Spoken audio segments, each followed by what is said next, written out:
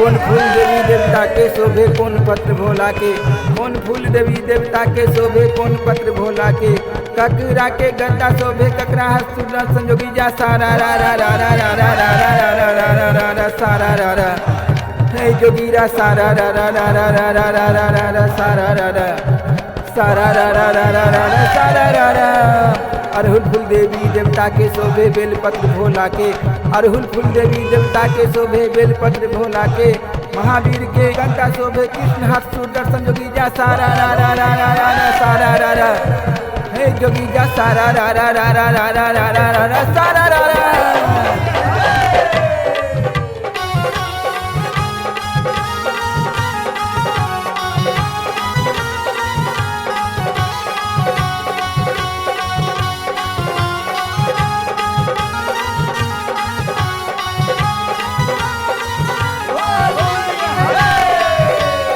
मिथिला में होरी खेलैया भगवान मिथिला में, मिथिला में होरी खेलैया भगवान मिथिला में, मिथिला में होरी खेलैया भगवान मिथिला में, मिथिला में होरी खेलैया भगवान मिथिला में, हो खेलैया भगवान हो खेलैया भगवान हो खेलैया भगवान हमर मिथिला महान मिथिला में, मिथिला में होली खेलैया भगवान मिथिला में, मिथिला में होली खेलैया भगवान मिथिला में।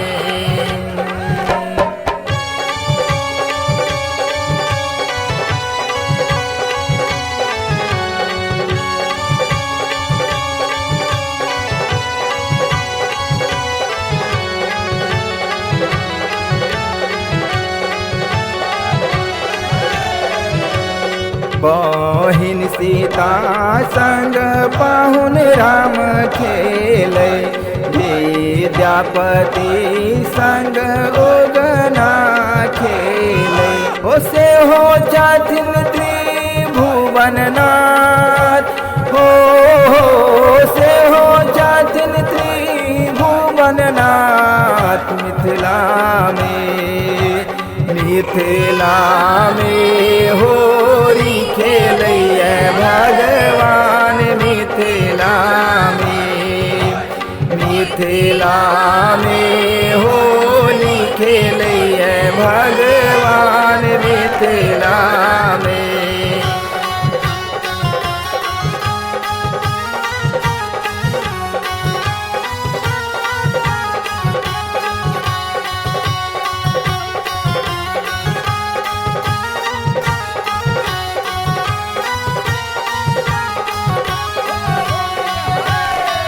हो गौतम अहिल्या घर इंद्र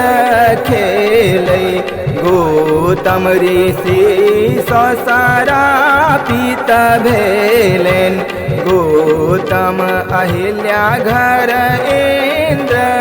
खेलै, गौतम ऋषि ससारा पीत भेल, ओ पत्थर मानल अहिल्या माय हो पत्थर बनल अहिल्या माय मिथिला में, मिथिला में होली खेलैया भगवान मिथिला में, मिथिला में होली खेलैया भगवान मिथिला में।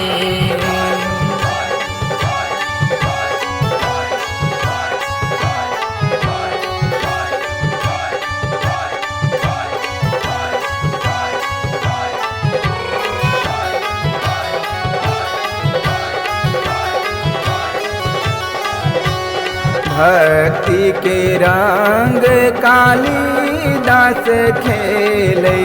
पूजे भूमि उचैठ में आब को भक्ति के रंग कालिदास खेले पूजे भूमि उचैठ में आब को परगट भेले दुर्गा माय हो एक रथ में कालिदास बनल विद्वान मिथिला में होली खेलै भगवान मिथिला में होली खेलै भगवान मिथिला में होली खेलै परवीन ज्ञान मिथिला में हो खेलै परवीन ज्ञान हो खेलै